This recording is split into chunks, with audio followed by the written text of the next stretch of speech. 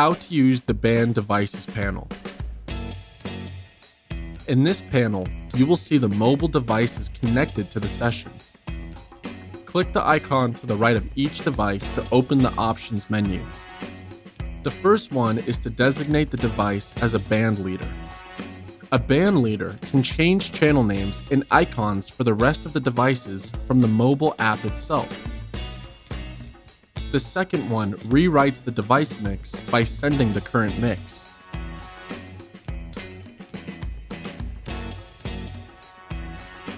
The third one saves the device mix in your mixes bank.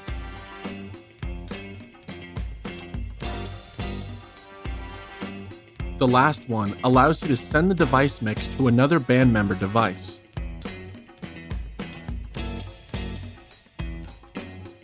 By clicking on the device name, you will enter in mirror mode.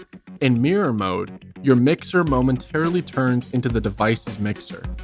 In fact, by changing the levels, the device will see them reflected in real time. Press X to exit mirror mode and return to your previous mix. And that's all.